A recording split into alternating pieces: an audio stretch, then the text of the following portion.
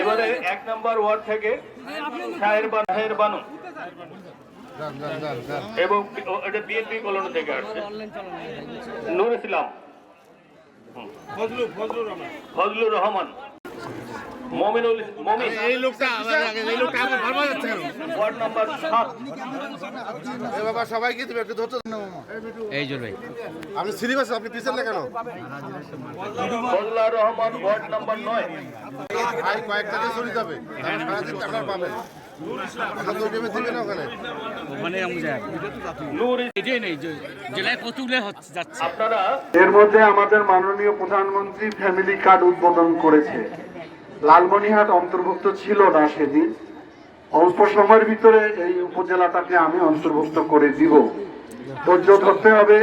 প্রথমে হতদরিদ্র যারা একদমই গরিব তারা পাবেন, তারপরে পাবেন যারা একটু কম দরিদ্র তারা পাবেন, তারপরে পাবে নিম্ন মধ্যবিত্ত যারা, তারপরে পাবে মধ্যবিত্তরা। এখন যদি সবাই গিয়ে ঝামেলা করেন তাহলে তো আমরা করতে পারবো না। গরিব মানুষ আগে পাবে, তাদেরই সহায়তা দেওয়া দরকার। আগামী 14 তারিখ এপ্রিলের মাননীয় প্রধানমন্ত্রী কৃষক কার্ড উদ্বোধন করবে কৃষকদের জন্য। তারপরে ইতিমধ্যে আমাদের 10,000 টাকা কৃষি ঋণ সুদ সহ প্রধানমন্ত্রী প্রথম মিটিং আমাদেরকে ডেকেই মাফ করে দিলেন। প্রায় 12,000 কোটি টাকা মাফ করছে। যারা 10,000 টাকা কৃষি ঋণ নিয়েছে তারা আর এই টাকা পরিশোধ করতে হবে না।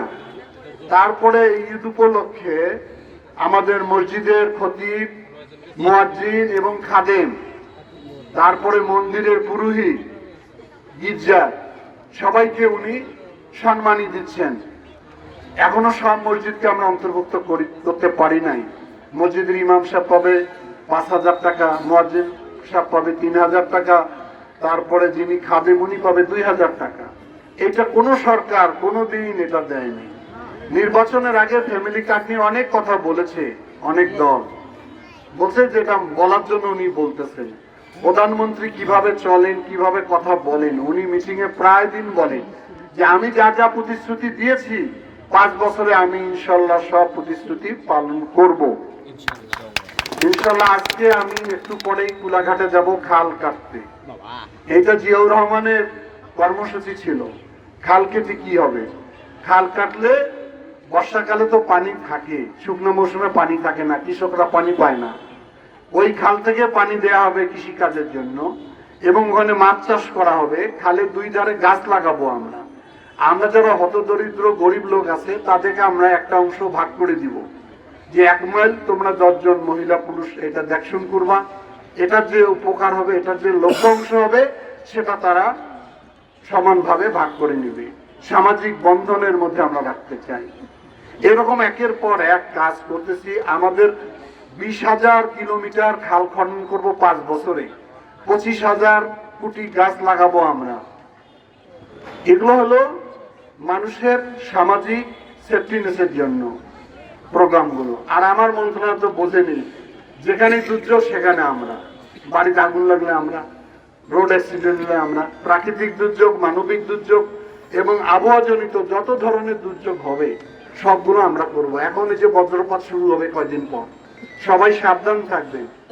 বজ্রপাত যখন হবে তখন অবশ্যই একটা পাকা ঘরের মধ্যে গেলে সবচেয়ে ভালো।